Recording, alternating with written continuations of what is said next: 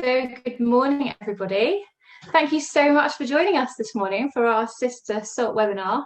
My name is Anne Hardcastle. I work for Sistr, and this is the first session in our kick-ass career webinar series that we're running as part of our COVID campaign for Sistr, which is all about supporting women through the pandemic. I'm joined this morning by Lizzie, Lauren and Jade from Salt Recruitment. So hello, good morning, ladies. How are we all? All good, thanks, Emma. Hello. Good, glad to hear it. They're going to be running us through some killer CV and interview tips. So we're going to make recordings for all of this and tips from the girls available on the Sistr sites after the session. So if you haven't been to Sistr yet, then I urge you to go on as soon as you possibly can afterwards. We're at www.sistrapp.com. And basically, Sistr is a community of amazing women. So the ethos of Sistr is very simple. It's sisters supporting sisters. We've all got ways that we can support each other, things that we can share, ways that we can sort of lift each other up and help each other be really successful and achieve everything that we set out to. It's a place for mentoring, it's a place for inspiring, it's a place for connecting with each other. And I think you'll all agree, like now with the way that things are, a community is really, really important, and you'll find an amazing community at Sistr, and it's all completely free. So come and join us, come and see what we've been doing for past webinars, what we're doing for future sessions. We've got a whole month of stuff to do with finding jobs, nailing interviews, getting your body language right, doing your LinkedIn profile, etc. So there's loads of stuff on there for you, as well as our amazing sisters. And it costs nothing but means everything to be involved in this type of community. And if there are any men that are watching, well, I know there are lots of men actually watching this today. If you're scratching your heads right now thinking, oh my goodness, what on earth have I signed up to this morning? This is going to be this is not for me. Then no, this is absolutely for you. You are not in the wrong place. There is no man bashing it out on Sistr. We need men involved in the conversation. So we're delighted to have you on the session today. I would urge you though to share the message with all of your wives, girlfriends, daughters, sisters, female friends and colleagues. You know, Sistr is here to help. So please help us spread the word. So on that note, I will hand over to expert number one, Lizzie. It's time for you to take the floor. Hello. Thanks, Emma. Thank you. Hello, guys. Some of you may know Salt. Some of you may not. Some of you might have been candidates of ours in the past or spoken to some of us as well. Just to give you a bit of background about what we do and how I suppose our focus as a business has been very relevant at this time is that Salt are a global recruitment business. I've been here 8 years, and Salt the brand has been going for just nearly coming up to 10 years. We have 12 global locations. I'm not going to run them through all of them because quite frankly I don't always remember them off the top of my head, but we're in a lot of good places. London is our HQ, and we specialise in 5 key divisions, but it's all around and interlinked with digital transformation. So it's whether businesses are about to go through a digital transformation or are well and truly through the other side of it, or just sort of going through the mix of it, they come to us for all hiring needs across particularly creative, marketing, HR, sales, and technology. So within our divisions, we all have what we call specialists. So we are, recruiters in a specific area. And, specialist is quite an overused term in recruitment, but I have to really say that what we thrive upon and what we, I suppose, class as our unique selling point is that, for example, about a third of our recruiters have actually worked in the areas that they recruit for, or that they've been recruiting for it for years and years and years. They know all the terminology, they know the challenges. And of course, we deal with brands from, very huge, large, global, well-known brands that are in every single location in the world to small startup businesses that are just going through their first round of funding. If everyone could put me on mute, that would be great, guys. Thank you. So just to talk about myself before I introduce my very lovely colleagues. I am Lizzie Harding. I have been with Salt for 8 years. I've been working for a lot longer than that.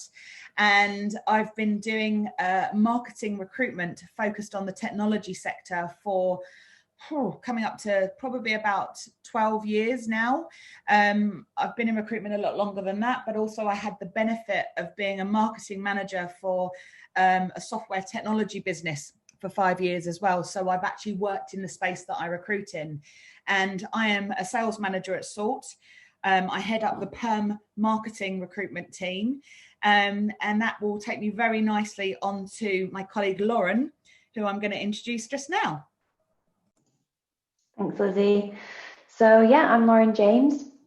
I've been at Salt for almost 4 years, but working in recruitment for about 7 years. And during that time, my specialism has been the Internet of Things throughout those 7 years, so connected technology.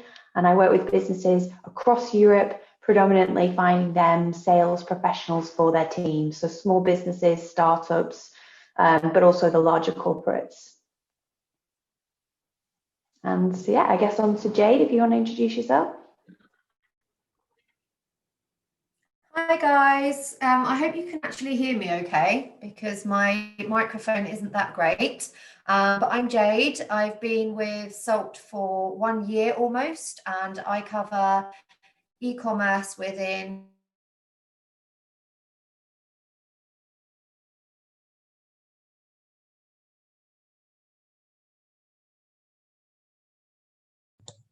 Oh, we've lost Jade for a second. Am I here? Oh, you're there now. Sorry, did you hear any of that? I know that we're about to talk about internet problems and being prepared for them, but my internet is terrible today. If you can just talk, Jade, about, you were just talking about your desk, so you cover e-commerce. So if you can sort of just carry on there, that'd be great.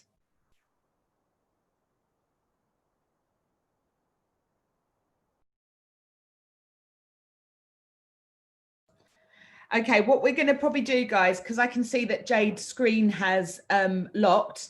I'm going to just speak for her because Jade is on my team, but Jade has been doing recruitment for over 7 years, has worked within digital for that area, and is, you know, I'm probably a bit biased here, but I can say with quite a lot of confidence that she is one of the leading e-commerce recruiters in London. And I think what's really important to say is, for example, you know, e-commerce, all of us have, whether we've been buying madly on leisure wear or active wear or food online, it's a very, very growing market indeed. And Jade really focuses on people within that space. So, you know, she's been pretty busy over the last few months, which is a great sign. So that's about Jade. Sorry, Jade, that you couldn't explain that yourself, but I just thought it was worthwhile jumping in there because she's had some internet problems this morning, and we'll talk about that in a bit. Emma, do you mind going on to the next slide, if possible? Great. Okay. So guys, before we go in, and I know that there's going to be a lot of questions, and I've already seen one pop up, but if we can leave it until the end, because I think we might answer hopefully a few things going along, and actually we're going to allow more time for questions at the end than the actual presentation. We're not going to bore you with PowerPoint. We're just going to go through some of the obvious stuff that we're aware of, and some of the stuff that we can help you with as well. But let's talk about the current job market, because I don't think anyone woke up, you know, the first day of 2020 and could ever imagine what we had ahead of us. So the job market has changed. We've had to adapt with it as well. Certainly March and April were pretty horrendous. Sort of everything, probably about 70% of the roles that we were working on just went on hold overnight. Businesses were getting used to sort of having to work in a completely different way.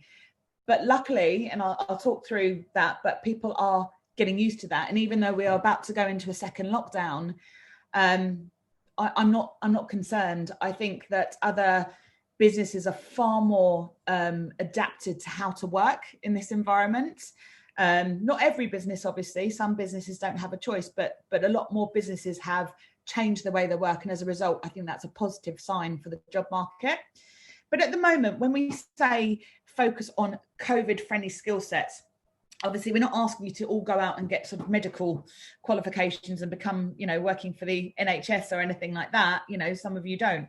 But there are some industries that quite obviously have been affected quite heavily by COVID, whether it's elements of travel, Not all travel actually, because the UK travel market's just gone through the roof because everyone had a staycation this year, but travel, leisure, hospitality, all have been hit hard, as we know. But then on the flip side of that, there have been businesses that have grown and grown and grown during this period of time. Yes, e-commerce, you know, Amazon, as we've mentioned, some of the online supermarkets, you know, like we said, leisure wear earlier, people trying to get fit has gone through the roof.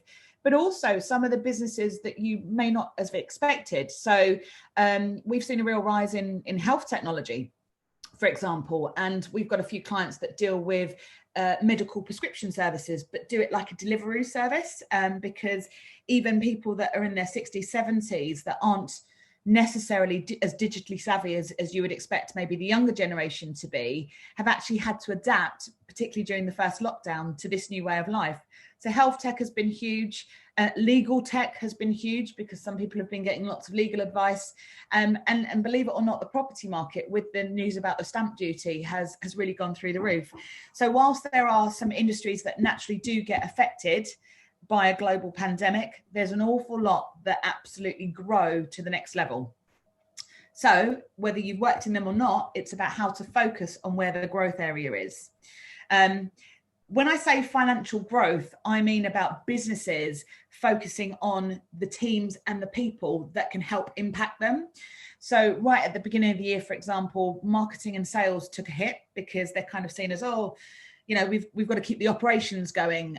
We haven't got time to sort of pay people on marketing and sales. And now they're coming back and going, oh my God, we need marketing and sales, for example, because this is what drives growth. And there's no point having the operational side without the people to go to market and actually sell and take the proposition to market. So at the moment, I think it's fairly safe to say that businesses are focusing on what roles can impact their financial growth and add value to the business. Candidate competition is fierce. We've noticed in the last few months that there are some amazingly talented people on the market looking for work. And as a result, you know, advertise a role. We try and advertise every single role because it's good for our brand and our SEO and our rankings from a digital platform point of view. But we're getting on average about 3 times the amount of candidate response. So therefore, response time for recruiters or in-house recruiters to get back to people is generally a little bit slower, just because they have so much volume to get through. But also they are quite sport for choice. So whereas before, a client might have had 10 items on their ideal person, you know, type or experience, and they would have compromised on 8. Often they're not compromising unless they've got a 10 out of 10 because they're sport for choice, and you know their standards are raised, believe it or not. That's not to say that there's been some brilliant people that I've known that have been looking for months and months. And what's really positive about the market now is that gradually every week I get all the LinkedIn updates about who's found a job, and gradually people are getting jobs that have been looking for months. So I think, like I say, depending on what area you're in, companies are really recognizing that and sort of now very adept to working in this market. Whether you like video or not, I'm afraid it's the life we live in at the moment, hence why we're doing this webinar. But, you know, pretty much all interviews at the moment are being done face-to-face. All clients are pretty much onboarding, in most cases, remotely. So, for example, you know, Vodafone is one of my biggest clients, right, that I work with. And they've literally, some very senior roles, gone through 5 or 6 interview stages, all on video, sent them the laptop and the setup all remotely. They've joined the induction remotely, and they've cracked on remotely as well. And it's quite weird, right? Because mostly in olden times, people would like to sort of go on and look at the office and have a, you know, walk around the environment and sort of get a gauge for it. We haven't got that luxury in most cases at the moment. But on a good note, some, you know, forward-thinking businesses are being really good and actually doing their sort of own video marketing of this is what the office is like inside, and they're actually sending that to candidates. But video interviews and onboarding, all remote, is pretty much the new norm at the moment. I suppose on the flip side of that as well, there's much more of a relaxed approach to working from home. So even though some businesses were very much a champion of working from home and work-life balance remotely. Other businesses were less so, and in some cases you might be lucky if you could have had one day every couple of weeks to work from home. But actually, I think what this period of time has shown is that people are actually working harder. They're working more efficiently because they haven't got an hour commute each way, for example. And I think there's a bigger trust element, and I suppose a support, and I suppose confidence from an employer standpoint, that as a result, there's going to be a much more relaxed working from home policy for businesses. That said, I think people that wanted to work from home like 4 or 5 days a week are now, let me back in the office. I can't wait to get back in front of people. So it's actually quite interesting. Whereas employers are open to working from home, some candidates are actually like, do you know what? I really like interaction, and I see the value sometimes of going in for 2 or 3 days a week as well. So we're going to get there, but it's all positive from both sides, right? Because of the nature as well of working remotely and, trying to go through an interview process remotely, there are, as you can imagine, more interview stages. Hopefully, in some cases, more easier to set up because people have more time to invest in it. And as a result, you might be meeting 2 or 3 more different people within the team to get a feel of the culture, the environment, how you'd fit with the team as well. So there are more interview stages, but saying that, I think the timelines of processes have generally sped up because we're not necessarily focusing on when 3 people are in the office on one day to see one person. Actually, you can just do different times throughout the day and cover off all interview stages. I think it's also really important to say that it's definitely a market of not what you know, but who you can know. And I think more than ever, employers are really kind of moving around and sort of touting their own internal referral scheme for employees, because again, it's down to the trust element. If someone's sort of backing you that they work with, it's a lot easier for them to understand how the culture fit would happen. People wouldn't just recommend anyone. So definitely there's more of a push from employers to, where possible, go down internal referrals from employees. And then when we talk about passive talent, and for any of you that are on LinkedIn, that there's a button that you can press that basically says, open or looking for new opportunities. And some people have always had it on just because they're quite nosy and they like to hear what's out there in the market pre or during COVID. But actually what we're finding is that, it's a lot easier to approach people that haven't necessarily got that status on their LinkedIn account. And by the way, your employers can't see that. Anyone in your own business cannot see when your status is that unless you put open to work. But we are approaching people that aren't necessarily that, and they are actually more receptive either way because they're concerned about what industry they're in. They've been on furlough, even if they're back, and that sort of, took the wind out of their sails a little bit.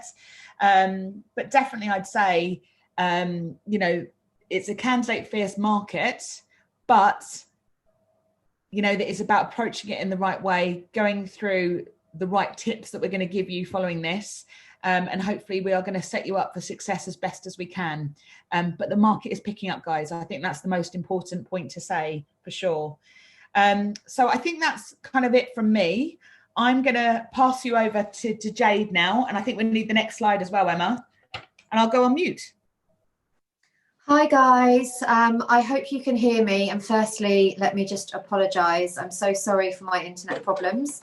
I am the epitome of what not to do at the moment. I think there's so many of you here that you've crashed my internet, but I do hope you can hear me now. I hope I fixed it. So I'm going to talk to you about CVs and give you some CV advice and tips, because this is obviously like your first impression, as it might be when you meet someone. So this is something you do need to put a lot of time and effort into and really think through and tailor to each role.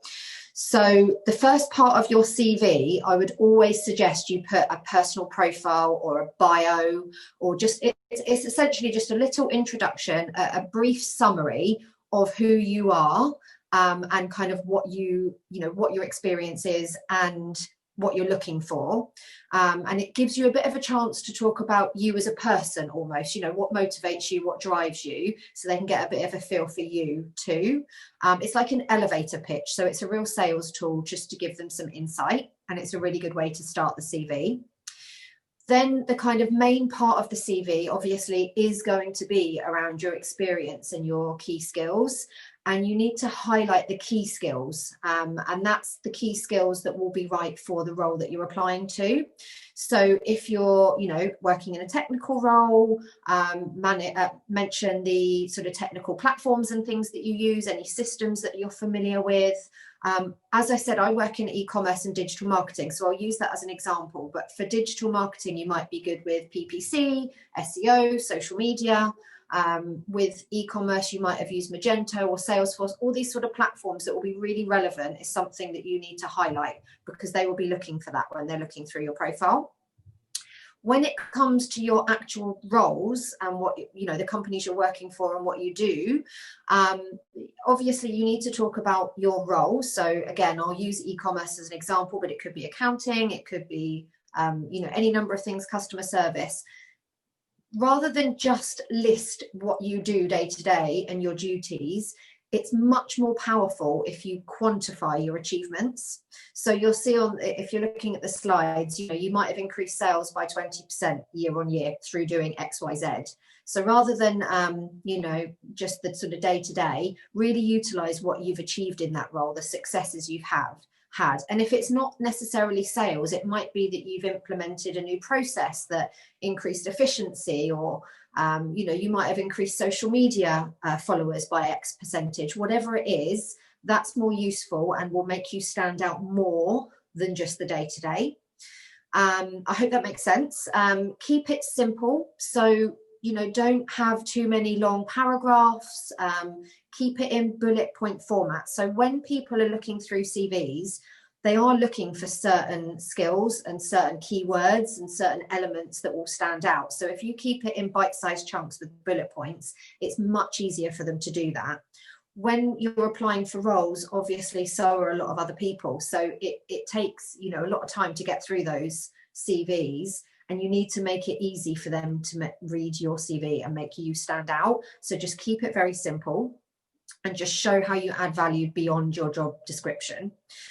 So if that means that you're part of committees or diversity, inclusion things within your company, add those things on, but do just sort of keep it simple. Use relevant keywords, key skills. And when it comes to like the design of the CV, if you're in like a creative role, you probably naturally will make it quite creative and you'll have a portfolio or something that will make sense. But if you're not, you need to keep your CV readable. So keep it in just, easy to read down the page. You can perhaps have like a column on the left that highlights your key skills or platforms or technical bits or whatever it might be. But the main part, just keep it readable down. Make it really easy for people to read through. Put it on Word, send it as a PDF. A PDF is probably better because it just looks sort of tidier and it doesn't like unformat. But either of those is fine as long as it's just easy to kind of read, open and use. And make sure that you tailor it to the role that you're going for. So, obviously it can be a little bit time consuming, I understand that, but it will make a difference if you really tailor it to the role, really showcase the skills that they're looking for within their job description. You can use columns of keywords, highly automated. Things that you don't need to include are things like your date of birth, ethnicity, religion, GCSEs. Those things aren't particularly relevant, and we're obviously working in difference to your application. So you really don't need to mention them. What you need to focus on is how good you are and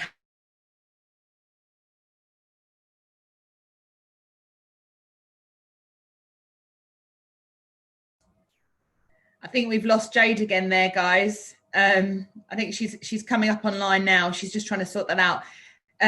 Just one thing I would say as well is obviously, quite rightly, on the last slide, on the last point on the slide there, it says about, date of birth, marital status. It's not relevant. It's really, it's not relevant, particularly in this age of diversity. It's about what you can do and what your skill set is for the role. However, the one thing I would say, obviously, maybe about sort of A levels is, depending on your experience level. If you're obviously, a first or second jobber, then it might be, relevant to add the A levels. But certainly if you've got sort of, 5 to 10 years experience and you've got your degree, then we obviously know you've probably got your A levels and everything like that. So it's about taking a judgment. But when Jade talks about keeping it to 1 or 2 pages, obviously, with that in mind, sometimes less is more. So it's about using that space effectively with what actually is going to influence you getting the job. I think Jade's back now. Sorry, Jade. And she's on mute. Am I here? Right, I am very sorry about this. Anyway, thank you, Lizzie, for finishing that up for me. Can we have the next slide, which is the building your personal profile? There you go. Thank you. So obviously your CV is the main tool that you're going to use, but when you're applying for roles and people are looking at your profile, they will look beyond that and they will check out your social media and any other areas that they can kind of find you on. So it's very important that that is also up to date. And that it's created professionally and has all the relevant information on. Aside from that, people might also be searching for you for a job. And again, it's really useful for you to have it updated. So make sure the same information, or as close as you can possibly do online, as you have in your CV, with your key skills and keywords and things like that, the relevant information. Please just check over your profiles for, any dodgy pictures. You don't want anything to give the wrong impression. Not to say that you can't be yourself and have a personality, but obviously there are certain things that it's better to not have online when you're potentially looking for roles. And you can also use social media, especially LinkedIn, for engagement. So you can post relevant content, you can attend webinars like you are today, you can contribute to online discussions, you will, have a network on there of people that are within the industry that you want to be in, and you can start engaging with them and really utilize that to, kind of get your profile and your name out there, and just show that you're really passionate about what you do and you take an interest and that you are relevant, essentially. And that also means connecting with people as well. So when you are looking and you're perhaps looking at a certain company that you like, see who you can connect with. See if there's a hiring manager there, and that might give you an extra tool on top of just applying for a role. Anything that you can do to increase your presence within the industry will be really useful to you, and will go a long way.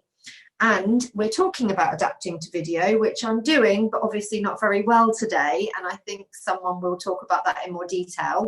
But do be ready that you will be doing things on video, and adapt to that, and don't be afraid of it, because it does work sometimes. And I think that's most of it, really. I think that's all of it covered on there, but again, if you have any questions later, you can ask me something else on it. So that's it from me, and I will pass over to Lauren. Thank you. Perfect, thanks Jade. I'm just going to be talking you through some specific tips on the job search itself. So there's lots of different ways that you can search for jobs. So don't fall into the trap of just doing one of them. Don't just focus on job boards or LinkedIn job searches or, one of those, because there's lots of different channels that can be used. Now, the first step would be to check your network. So I think Lizzie referenced this earlier. She mentioned that especially at the moment, companies really appreciate those internal referrals. So use this to your advantage. Have a think about colleagues that you've worked with in the past, and where have they gone now? Can they make an introduction? Maybe if you've seen a job advertised on LinkedIn or online, have a look at the profile on LinkedIn and see who of your network works in that company. Drop them a message, Can they put you in touch with HR, talent acquisition? Can they share your CV? Companies really love those referrals. So just get in touch with people, and also just ask people, have you heard anything? You know, have you had a recruiter reach out about an opportunity that wasn't right for you but could be a good fit for me? Like, can you share the details? So really good to just get talking. And if you're passively looking, or you don't necessarily want lots of people to know that you're searching, you can still do it in a careful way. Just reach out to a few trusted people and say, you know, I might be looking. Can you discreetly put me in touch with people? The next, I would say, you know, having a look on LinkedIn. Jade's talked about how important it is to have your LinkedIn profile up to date. Definitely quite key, because even if you're applying for jobs via job sites, or you're sending your CV to those jobs on LinkedIn, they're still going to look at your profile. That's really quite key. So having a look on LinkedIn, most companies will post them on there, and you can also sign up to job alerts from a company that you particularly like. So as soon as they post a new job, you'll get that into your inbox. Another would be specific job boards. Now, you've got the main ones. You've got things like Monster, Indeed, Read, and those total jobs, those different ones. But remember that there are specialist job boards as well for your sector. You know, you might be an internal recruiter. Just have a Google search, internal recruitment jobs or job platform, and they're more likely to be posting jobs relevant to you. And again, you can sign up to those alerts, so they're coming into your inbox every day once those specialist job boards are posting something new. Now, I've mentioned search alerts a couple of times. This is really key, I would say, because it makes it's kind of working on your behalf in terms of getting those job alerts coming into your inbox every day. So instead of sitting down at your laptop every day thinking, okay, what's the search I'm going to do now? New search on job boards, new search on LinkedIn. You can just do a search once, set it up, and then just proactively have them come into your inbox and apply for them. So one of the things with setting up these search alerts, I would say, is learning how to create a Boolean search. If you're not sure about Boolean, just give it a quick Google. It's really straightforward. There's an example there on the slide. If I was searching for a sales job, I might do sales manager or sales executive or business development or account executive, account manager. There's so many different titles, as I'm sure there are with lots of industries. So don't limit your search to just one of those, because companies will have different titles for the same jobs. So what you can do is, as you can see there, put it into a bracket, sales or business development, etc. Put that into your search and do London. You can even use the Boolean on the location itself. If you're open to London and Cambridge, you can do London or Cambridge, you know. And that way you're getting that variety of jobs coming through to you. You're not missing anything because you're focusing on one title. Having those search alerts also frees up some of your time to invest into finding a good recruitment consultant to partner with as well. So I think it's really important to build a relationship with a recruiter that is a specialist in your network. So the ways that you can work out if they're a specialist is maybe have a look at their LinkedIn profile. I'm sure if you look at Jade's profile, you'll see that she's constantly posting content about e-commerce and talking about the jobs that she's hiring for at the moment. It's all around e-commerce. If you're an e-commerce specialist, you know that she's the right person to speak to. So have a look at their LinkedIn. Maybe ask some of your friends or old colleagues, like, have they had success with a recruiter that they can recommend? Doing searches online, if you were searching digital marketing, Salt would probably come up. You could maybe send your CV in, the relevant consultant will get in touch with you. So different ways to find the right consultant for you, recruitment consultant that is. And once you've kind of built, you trust that recruiter, be really open with them, be transparent. They want to help you. So talk about, what are your motivations? What are you looking for? What's your salary? What's your desired salary? How many processes are you involved in at the moment? How advanced are they? These are the questions they'll be asking. And it's in your interest to be open and transparent with the recruiter. because they're working on your behalf. So they want to find you the job, and it's not going to work if you're hiding things from them. I would also say you'll be easier to find from recruiters if you say that you're open to new opportunities, or rather they can still find you, but some recruiters might focus their search only on people that are open to new opportunities on LinkedIn. Now, anyone can change their status to open to new opportunities, but as Lizzie mentioned, that's not viewed by anyone in your current company. So you don't need to worry that having that status means that everybody can see it. It's only people outside of your company who actually have a recruiter license as well. So that might be the talent acquisition teams of businesses or recruiters like those at Salt. So having that means they can find you. Or even more open than that, LinkedIn now have the open to work little green banner around your profile. And that means anyone looking at your profile knows that you're open. So you've got those two different options to choose from. But if you are saying that you're open, you're more likely to get approached by recruiters or talent acquisition.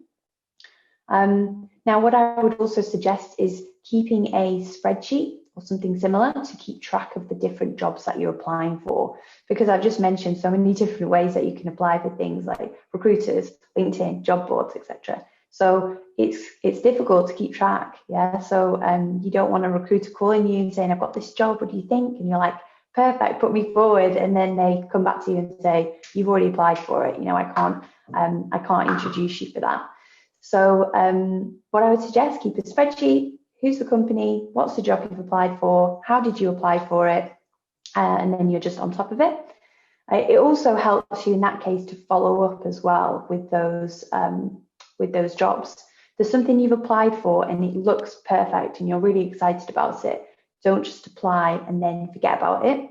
You know, as Jade mentioned earlier, like engage on LinkedIn, maybe see if you can connect in with the line managers or the HR managers. You know, you don't need to hound everyone in the company and send like lots of messages, but you can just drop a quick note to the HR, send them a connection request. Hey, I've applied for this job, really excited about the opportunity and about the business. Would love to chat. Let me know if you've got any questions. Something simple like that. And that means that, you know, even if they've had 150 applications to that job, they're probably going to go and find yours and have a look at it and think, yeah, okay, you're right, I'm going to follow up with this person. So have those follow-ups, or if, as I said earlier, there's someone that you know that works in that company, you've applied for a job, ask them if they can maybe follow up on your behalf as well. Some sort of don'ts, I guess, would be, you know, don't apply for everything. You know, even if there's a company that you're really keen to work for, don't apply for every single job that they post, because the person seeing that coming through, that the HR, they're going to think that you're just applying for everything, not just in their company, but every other company, and that you're not focused. It's not a good look. So, you know, you might apply for one or two if they've got lots of vacancies advertised, but don't just apply for everything to get the attention of the business. You know, don't turn down a job because you're not sure if it sounds right. So if a recruiter reaches out or a HR reaches out, they mention a role, but you think, I'm not sure the title sounds good. They told me it's an account executive, but really I'm looking for a senior account executive job. So I'm not gonna talk to them about it, even though the company looks like it could be interesting. You know, as I said before, companies have got all different titles. You know, what sounds junior to you might be a quite senior role for them. So still speak with them about it. Or even location, you know, you might get approached about a job and it says London, but they know themselves they've just got to put a location against that job. So they put London, but it could be anywhere. So if they've approached you and you're in Manchester, still reply and say, yep, sounds interesting, I'd like to chat, but do bear in mind I'm in Manchester, like, is this a remote job, is it flexible? So keep that open mind when approached about jobs or when applying for things. And again, going back onto Jade's point about the CVs and making them simple, doing them on Word, sending them on PDF, do bear in mind that when you're applying for jobs, your CV is being uploaded onto a CRM platform. You know, Salt would use Salesforce, for example, or you know, other similar platforms. And if it is just a CV that's all like pictures and not actual text, none of that data, your name, your email, your phone number, is going to upload. And I get this all the time where people have sent me their CVs after we've spoken, and I try and upload it to our system, and it doesn't take any of the data. And because of GDPR especially, that just means that it's, you'll just get deleted, because we need to have the email and the contact details, etc. So that's another point to mention of what Jade said about keeping it simple, doing it on Word, sending it as a PDF, because that means your data is then going into the application, and you're not being missed in that way. So yeah, that was I think that's everything from my side in terms of the specific job searching tips. And I think now we're moving on to Lizzie, who's going to be talking more around interviews. Thanks, Lauren. So obviously now you've got a killer CV, a fantastic personal profile, and you know the right ways to go around applying for the right jobs and hopefully getting interviews. So we're on to the interview, right? So I'm going to talk about interview tips within this world that we're living in, right? So basic stuff, but trust me, I've seen quite a lot happen over the last few months, and it's always good to be prepared. So first of all, yes, you might get invited for an interview. You might be sent a link to Zoom or Teams or Google Hangouts or whatever. But in addition, I always think where possible, if you can try and either get the contact details, whether it's an email or a number, or make sure that the interviewer has your number or another form of a way to contact you. Because as you can see, Jade's had internet problems this morning, particularly on a windy day like this. You just never know. So I would always make sure that there's a second kind of tier of contact information that's available. Make sure you're in a quiet place. Sounds silly, right? But whether you've got children at home, whether you've got pets at home, don't have the TV on or the radio on in the background. Make sure if you're working from home and your partner's also at home, that they're way out in another room and locked away. It's always really good to have a quiet place, good Wi-Fi connection where possible, where you can test it within your control. And she says this is the lady that says this with a green background and a plant behind her, but have a neutral background, guys. Have some good lighting. I'm sure whilst you've been hearing me on the screen, you've been probably quite distracted by that plant. So there's my case in point. Have a neutral background. Always leave a pause after each question, just to, where possible, ensure that there's no over talking. Often with video, there's a delay. How many painful conversations have we had with our family on Zoom during this whole period where it's can you hear me? Can you see me? People just not getting the vibe of just leave a pause, then speak. And then generally you should avoid no over talking. It's so much harder, right, isn't it, to get a gauge for a person on video versus in person. So we sort of advise where possible the mirroring technique. Okay, so sometimes you're speaking to a recruiter, sometimes you're speaking to the hiring manager, but try and always work the best way you can and remain good eye contact. So when we say mirroring technique, if someone's quite formal and quite getting down to business and going straight in and no niceties about the weather or small talk, then you've kind of got a gauge of this is how the interview is needing to sort of be performed. Otherwise, there's general chit chat and there's nice sort of a relaxed tone. Then I think it's fair to say that you can kind of mirror that in the way that you respond to questions as well. Preparation is the key to everything. I actually interviewed, I probably shouldn't say this, but I interviewed a potential recruiter for my team last week. And obviously the first question I was like, right, what do you know about Salt? Nothing. Knew nothing, couldn't even say the basics of what we did. And I'm like, you're a recruiter and you're trying to go for a role in the marketing team and you don't know about this. It was a big no. So my advice, guys, is prepare in advance, read the website of the business, gauge what their proposition is as best you can. If there's online demos, look at what they do. If there's brochures, read up. Look at the LinkedIn profiles of the leadership team. What's their background? Is there a university that someone went to that you did too, or something in common that you can kind of relate to? Read relevant articles, sign up for Google alerts so that you can get any news on the company on the internet. And you know, Glassdoor is a really good gauge of a feel for a culture of the business. Sometimes Glassdoor can be a little bit, you know, derogatory in some cases. It's always tends to be the employees that haven't worked out that sort of take to the platform in some cases and write quite tough reviews. But also there's some really positive outlines that you can get on businesses, how they approach candidates, how they look after their employees, whether they pay market rate, that you can really get from Glassdoor. So always have a look at it. Take it with a pinch of salt, excuse the pun, but it gives you a good view of the business for sure. So as well as that, make sure you're prepared for questions that you're likely to be asked. You know, if you're going for a finance role, or if you're going for a role with budgetary management, you're probably going to be asked about your experience of where you've saved money, what budgets have you been responsible for, how many people you've managed.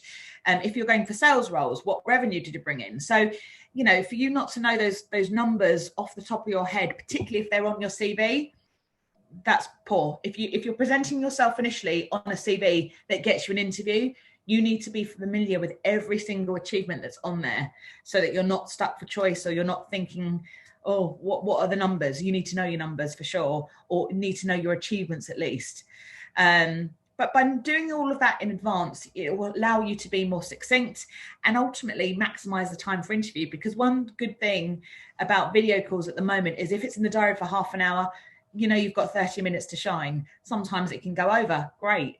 But if you've got 30 minutes, you've really got to get your points across and be conscious of the time that's allocated. You know, a great interview will probably overrun for sure, but make sure you just get that opportunity to demonstrate your experience, how you can add value, you know, without rambling. Don't ramble.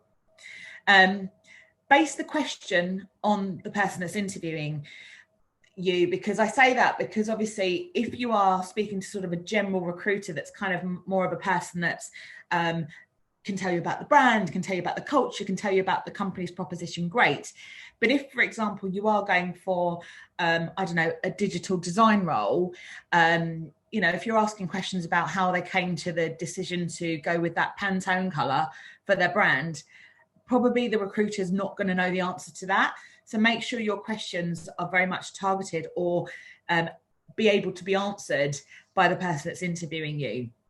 And certainly another thing that's really, really important, unless it's obviously directly asked to you, and in most cases it's on job adverts anyway, but don't bring up things like salary or holiday time, certainly in the first interview. Normally when salary or holiday is talked about, it's normally because you're further along in the process. So I wouldn't bring that up in the first round. I think things that employers are looking for right now are very much around sort of, you know, experience, achievements, team fit for sure, how you can add value to the business for definite. Personality and attitude is key. You know, if you're not coming across with a great attitude, then why are they going to trust you to work remotely and add value to their business and their brand? Transferable skill sets for sure. You know, whether you've worked in that industry before, maybe how that industry that you're going for a role within, how they go to market has got a lot of synergy with the industries that you've worked in before. So try and find possible where you've got the transferable skills. Key achievements, like we say, make sure, yes, they're demonstrated on your CV, as Jade quite rightly said earlier, but make sure that you're using an opportunity to sell yourself and say, right, you know, here are my key achievements. This is how I can add value to you guys. Interpersonal skills, stakeholder engagement at every single level, from you know, the receptionist to the cleaner to the CEO.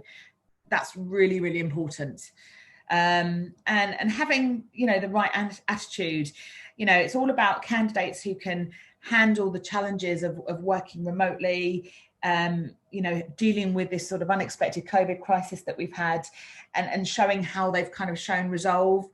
You know, even if you've been looking for work for 6 months, I've seen some really, really positive content online from people that are going through their job search, but still are very much recognizing their efforts, giving tips out to other people's, their learnings, and almost blogging about it. And I actually think that's a really strong thing to talk about that. and talk about their experiences, because not everyone is the only person. There's always going to be someone worse off than you, trust me. And then I think also the other really important thing that I can always look at is when you're doing your research for a company, try and look at their company values. It's often on the website very clearly, but also a lot of businesses not only measure on skill sets and what experience you've got, but also they'll ask their questions around their company values and see how you're aligned, your answers are aligned to that. And it's kind of like a point scoring system. So make sure you're aware of the company values, but where possible, you can give answers to demonstrate how you're aligned to them as well. And then the other thing, sorry, I've got my notes here, guys, because I've got quite a lot to say. What questions you should ask, okay? And my advice would be always about questions is it's good to have some. If you don't have any questions, it's a bit worrying, but don't have a massive long list as well. I think 3 or 4 succinct questions are probably the best way forward. If you're speaking to a CMO, you know, what brands do you admire and why? You know, in your space, what direct competitors have had a really good campaign? They love that question because it makes them think. What keeps you motivated about working here? Great question. And that's relevant to every single type of person in the business. You know, why is this basically a good company to work for? Why should I come and work here, basically? We've got some other questions here that I've thought about it. Never feel awkward about asking people, you know, is there anything you think I've missed or that you'd like me to cover or go into more detail on? But yeah, I think your questions, like I say, need to be based around the person that's interviewing you for sure. But other good questions is, you know, what does the team structure like? What's it like to work here? Describe the company culture. What are your challenges right now? How did you cope with COVID? Is a really good question to ask.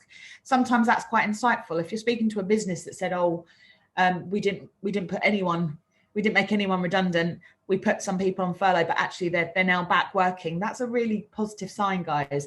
You know, we've all got good instinct here. And I think that gives you quite a good idea about what the business is like and how they value their employees as well.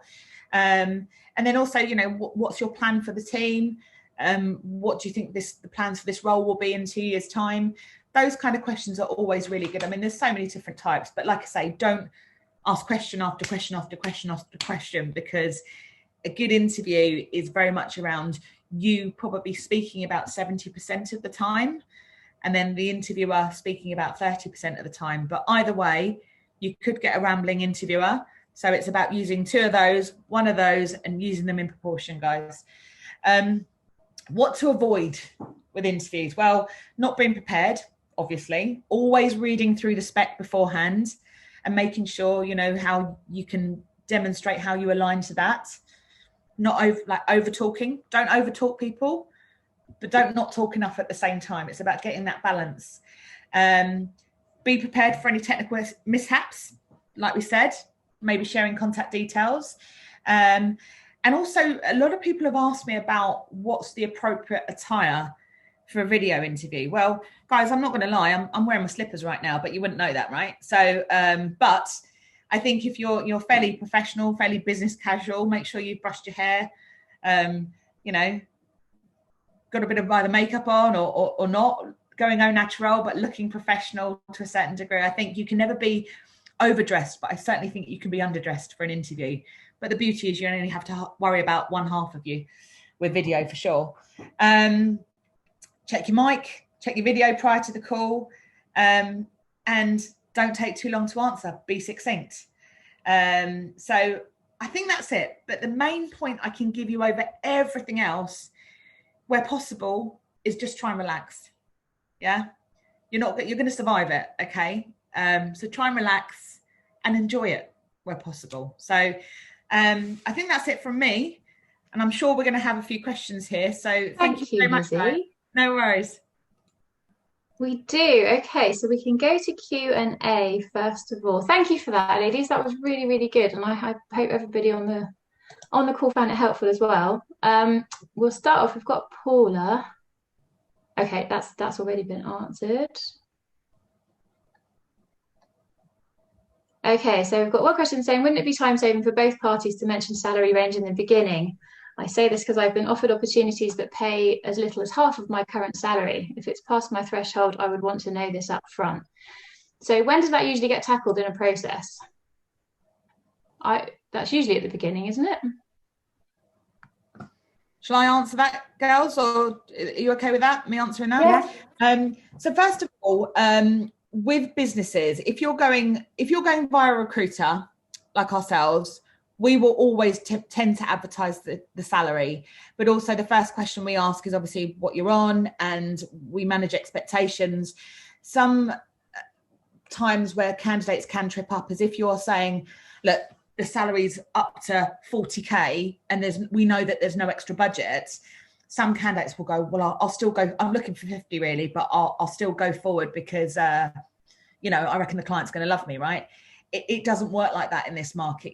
Sometimes there has been very slight movement on budget, but trust me, guys, we will try and push as much as possible to see, how many options we can get to the client. So often our insight into the budget is there. So when you're speaking to a recruiter, you find out the budget normally first off.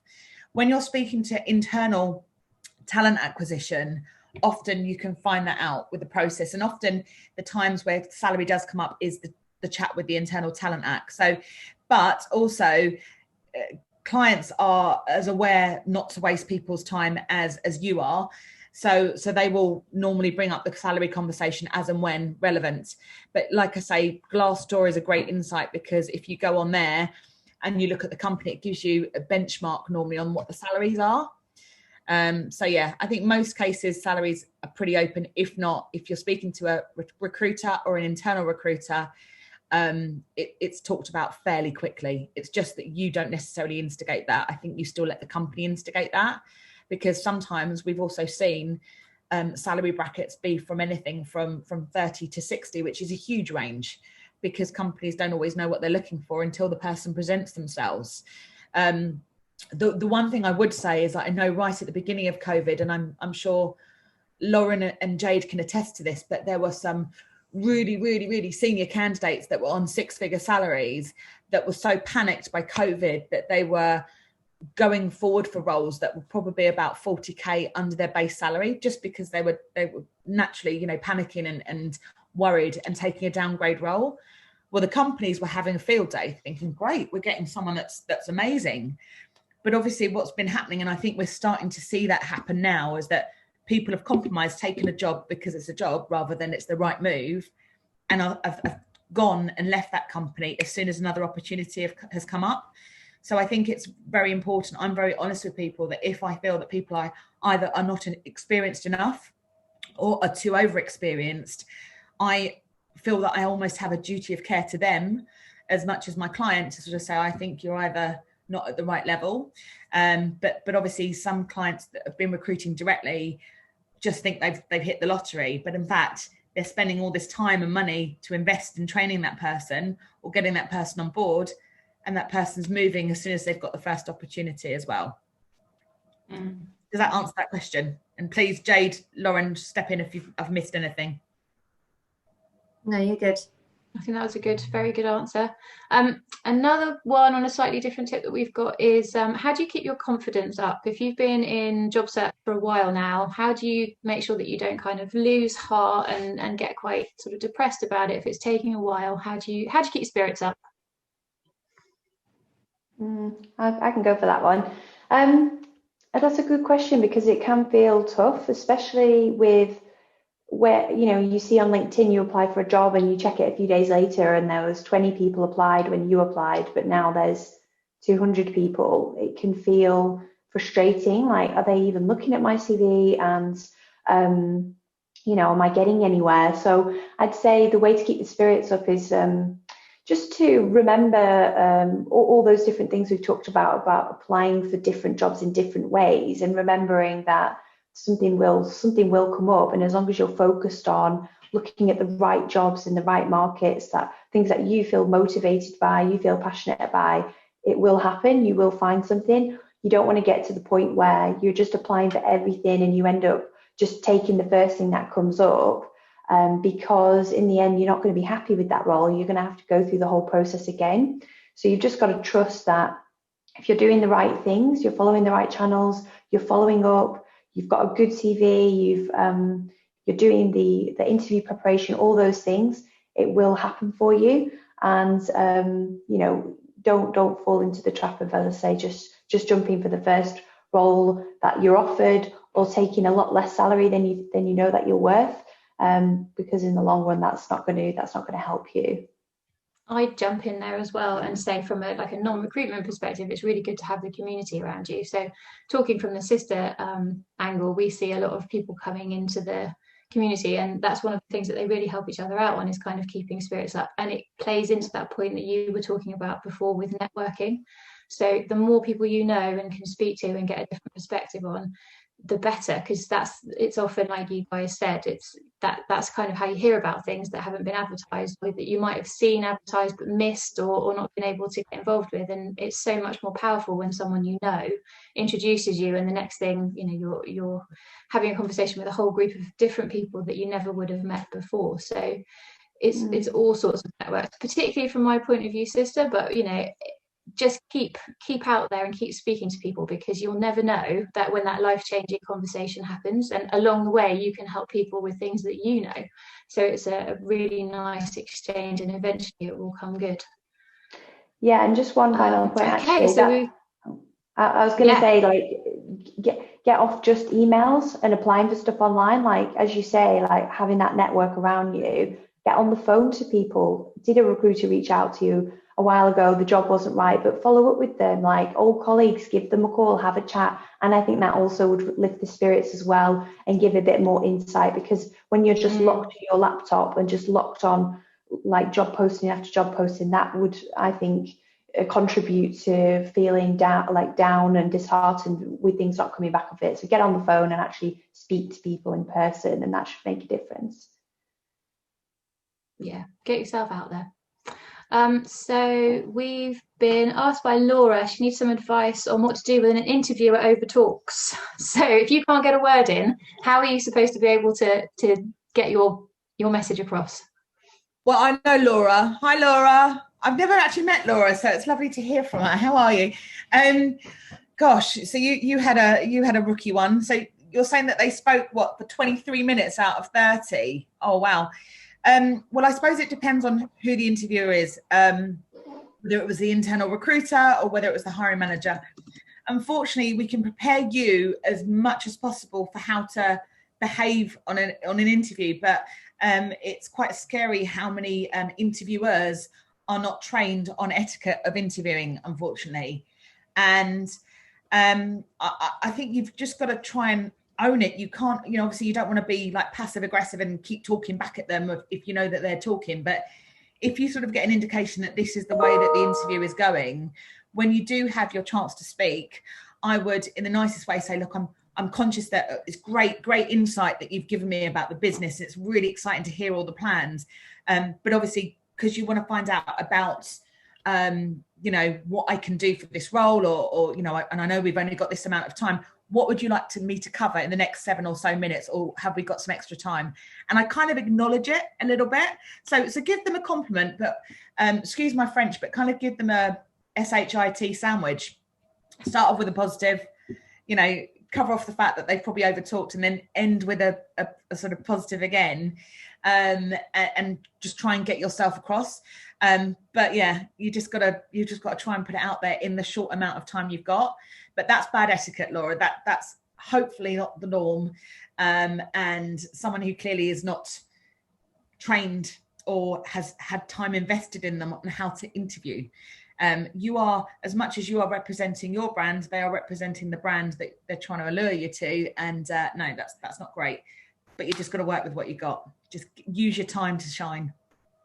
That's a good point that you just made as well. You are interviewing them to an extent as well. Like if they make a really bad impression, you don't have to work that. I know that things at the moment are quite difficult and people want to find jobs quickly, but you are also sizing them up to make sure that your time is going to be appreciated when you work with them. So when you go into interviews, have that kind of mindset as well. Like, you're not begging for things. You're there to find out what they're about too.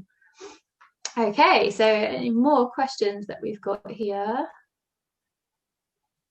Do you guys think that online courses are worth it? So particularly when you're looking for jobs, is it worth kind of going into a specialised area and learning things about that when you've got some time? I love answering that one, guys. I think 100% anything that adds a skill to your profile or your CV, or just you in general, it's definitely useful to do it, but keep it relevant to what you want to do and what you're passionate about, rather than just kind of picking up lots of different things. Try and focus it in on something that you want to get into. So if it's digital marketing, or if it's accountancy, or if it's IT or whatever it is, find relevant courses for that industry. And you can always see when you're applying to courses and when you're taking them what kind of accreditations they have. So for example, digital marketing, Google courses would be really, really good to have, because it's such a big tool that people use. So just really look into it in detail as to what you'll get out of that and how it's actually going to add to your skill set. The only other thing to mention really on courses is that alone isn't enough for you to change into a new industry. It's certainly helpful, but the hands-on experience is also really important. So if you were looking into going to something new, you may need to look at something like an internship, as well, just something that will get you a little bit of experience in actually using those skills that will then add to your profile and start to help you get into that role, if that makes sense. Very good. Okay, thank you, Jade. Another question on cover letters. So we didn't really mention cover letters. Are they still used? And is it worth doing one and then keeping your CV roughly the same, so you tailor the cover letter, or should you really just be focusing more on your CV? I can answer that one too, as it comes under CVs. It depends on the role. I mean, I'm working with a client at the moment that won't accept an application without a cover letter, but that's really unusual. In most cases, my clients don't ask for that anymore, but it can be really powerful, and there's definitely no harm in doing it and really tailoring it to the role that you're going for and the business, and really picking out your sort of key skills from your CV and just showcasing them in that letter. It's not always necessary, but if you want to do it and you've got time to do it and you think it will really add to it, you can do it. And just check as well on the process, because it might be that they've asked for it. If you're working with a recruiter like us guys, we tend to kind of write it for you, if that makes sense. We'll talk to you in advance. We'll go through your experience. We'll be asking you lots of questions that are relevant to the client. And then before we send your CV over, we will kind of write that up into notes, and it will include things like your salary. I know that you asked about that before, so we definitely look after that part for you as well. So if you're working with a recruiter, they might ask you to write a cover letter, or they might say it's not necessary. But if you're going directly, absolutely, if you think it will add to it, then do it. Cool, thank you, Jade, and thank you, Jamie, for that question. So we've then got Anna, who's been in the UK for nearly 4 years, and she's spent most of her 14 years of work experience in admin, translation and IT. So she's wondering if she's too much of a generalist, and would a recruiter be unsure about how to position her? I think I'll take that one. I think that recruiters, if you talk to them about what you're doing, what you're looking for, this is my background, and they are specialists in that sector, then they're usually pretty good at working out what will be a good fit. So they'll know if a client is like looking for that type of generalist experience.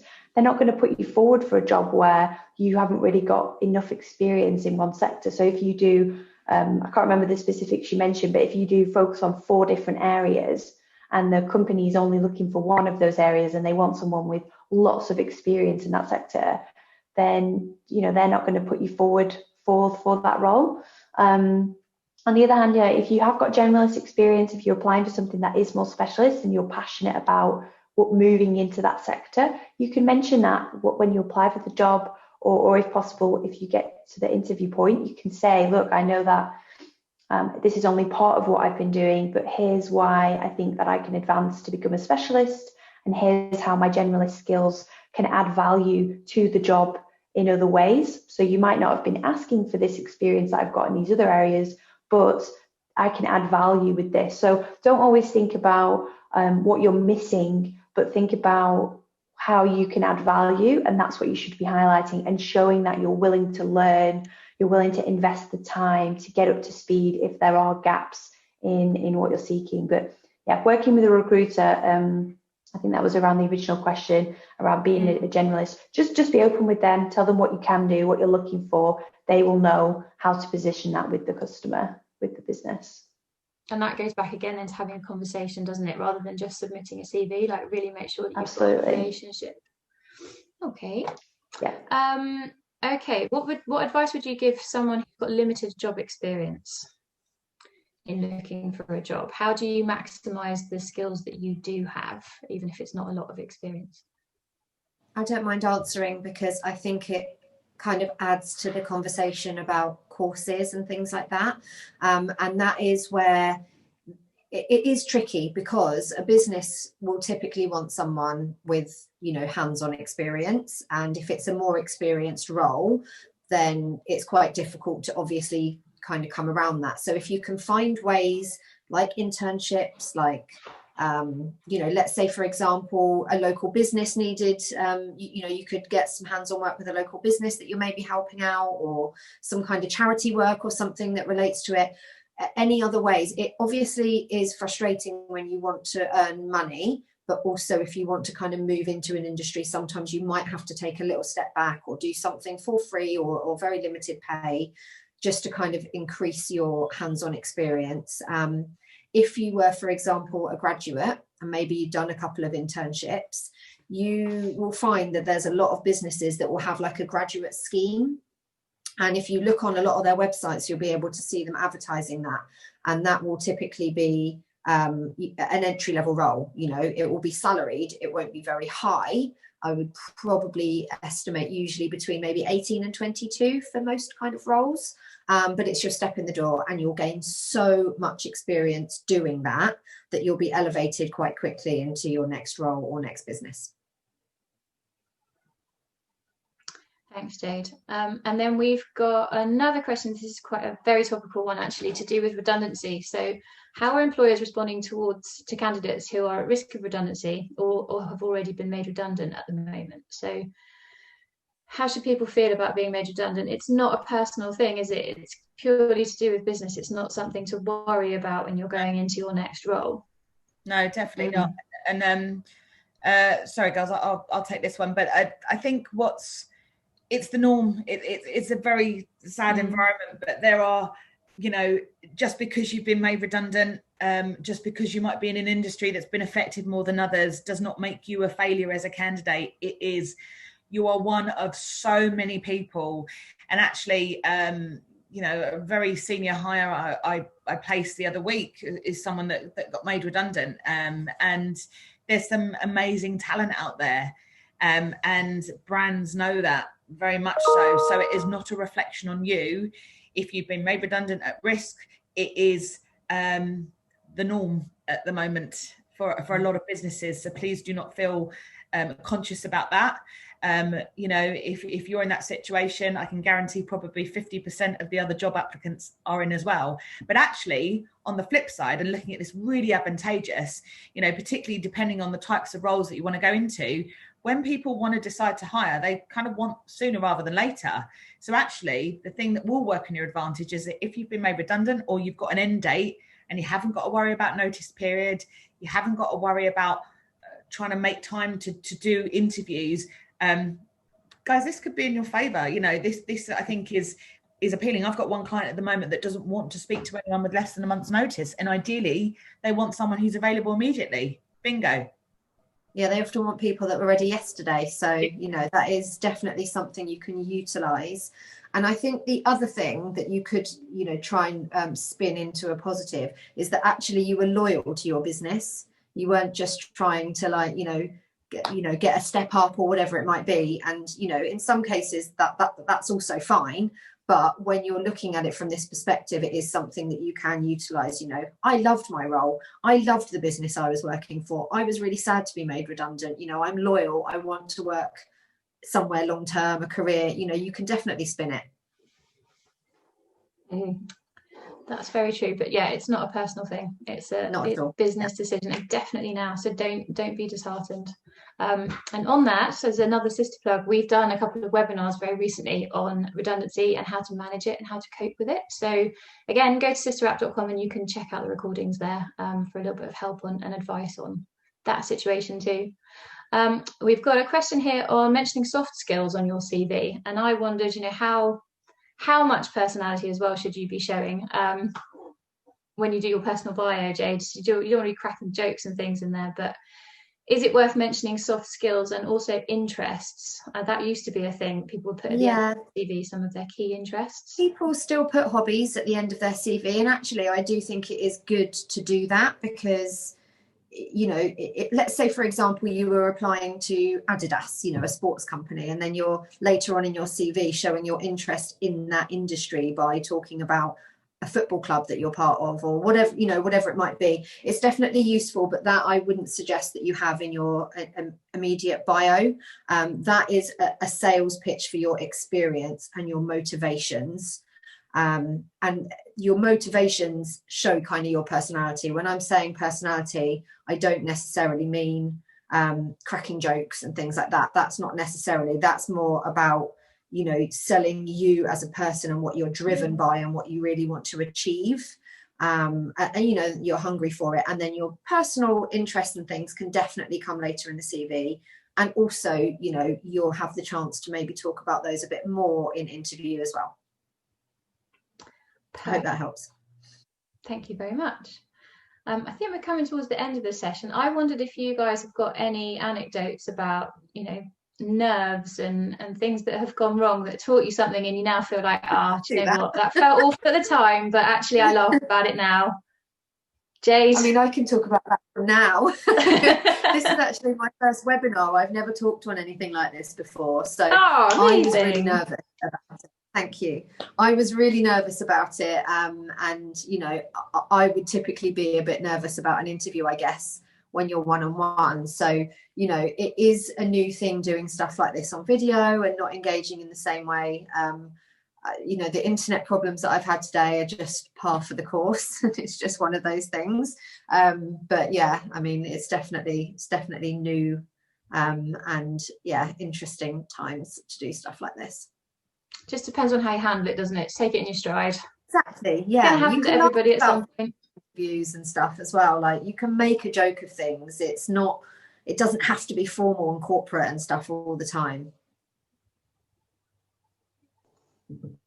Yeah, I think that in terms of like feeling more comfortable when you're in these sort of scenarios and you're having like a video chat with someone, and I just think that if you bring a really like positive attitude into the call and you're looking at the positives of everything. So we were talking earlier about the positives of being made redundant. Like, yes, I was loyal and it wasn't what I was expecting, but actually great, it's a great opportunity for me to find the next challenge and find something that really motivates me, and just bringing that positive attitude. And like, even if you haven't been made redundant, you're still in your job, don't focus on the negatives of why you want to leave. Don't say, I don't like my manager, I don't like how they do this. Say, this particular way of doing things isn't quite aligned to me. I'm looking for this. I'm looking for this type of environment. I'm getting that sense from you as a business. And it really makes a big difference on bringing the positive like energy and the enthusiasm into the call. And also, as Lizzie said, like being prepared and reading about the business and understanding their values and what are they looking for. Like, if you've been introduced to the role by a HR or by a recruiter, like find out as much information from them as you can and like really prepare yourself, and it will just feel so much more natural. And not just preparing yourself on the company, but also thinking about what questions are they going to ask about my experience, about my motivations around like why I want this job. Prepare in advance, and then it will feel like it's so much more natural. I think if I'd have come onto this webinar and like, even though I talk about this advice with people day in and day out, with giving them advice on like looking for jobs or doing their CV, if I hadn't have thought about how I wanted to structure it beforehand, I would have just been like all over the place. So were you talking to yourself in the bathroom mirror?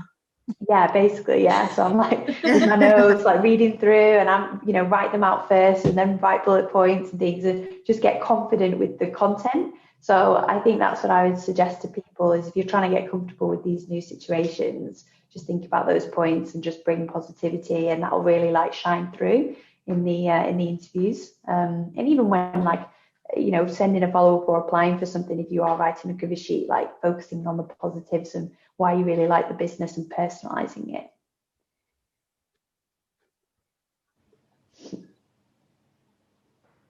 Lizzie, have you got any funny stories to add? Too many, and I don't think they're clean enough, to be honest with you. No. I've spilt drinks on me. I've tripped up. I've had people, cry on me or have a rant, and you've just got to style it out, guys. I don't really know how to. So I was on a video call with a really key client the other day, and it was with them and my boss, and I've got a new puppy, and they're in the garden. I thought, oh, it's fine, I can see them in the garden, it's fine. And then my male little puppy started mounting my 2-year-old big dog, like quite ferociously in the garden. So obviously that was quite distracting, to the point of the client actually asking me, what are you okay, Lizzie, or what's going on? So you just have to try and style it out. My housemate walked in the back of my calls before. There you go. Or you might be able to control the environment around you immediately, but you can't control the neighbour's dog, or you can't control, I don't know, the weather, or something that does an outage. So control the controllables, and for the ones that you can't, just style it out and go with the flow. And that's maybe when you can sort of show your personality and just say, don't work with animals and children, and don't work, on video links from home. But that's the life we're living. Yeah. That has happened a lot, things are going wrong on video calls. Stuff like this is happening, and clients and, businesses or whatever, they do understand it's happening to them too, so you can style it out, you can laugh, it is, you still need to be professional about it, but everybody's going through it at the moment in one way or another. I've just realised, I've just thought of something else, girls, as well, and this person will remain nameless, but we were on our company launch the other day via Zoom, and obviously everyone had their video on, and I think this person had their video off, and then they obviously moved on mute to go to the restroom. No, and they didn't. For some reason they tapped the video on, so luckily we couldn't see what they were doing, but we could see clearly what they were intending to do because of the room surroundings. Anyway, I think there was a few texts going on in the background, and it was stopped in time, but it was, just be aware of technical mishaps. That's the kind of thing you hear about and just assume doesn't actually happen. Wow, that is amazing. No, it did actually happen. We were all going, it was awful. Oh, I think that's a very, very good place to end then, really, on that bombshell. Thanks, guys. Thank you very, very much for doing this morning. There are probably a couple of questions we didn't get to. I've just put my email address in the chat, so if anybody wants to send me a question, I'll make sure that it gets answered for you offline. As I said before, all of the recordings and the tips are going to be posted up on sisterapp.com, so come and check those out. We've also got the whole month of doing stuff to do with getting jobs, upping your LinkedIn profile, working out like how to do the best sort of body language, etc. for interviews. That one's coming up on Friday. So again, go to Sistr app and you can sign up for those sessions for free as well. And all that remains is for me to say thank you ever so much, ladies, for everything you've done today. Thank you so much to everybody that joined us, and I wish you all the very best in your job hunts. Thank you. See you later. Good luck. Bye, guys. Bye. Bye.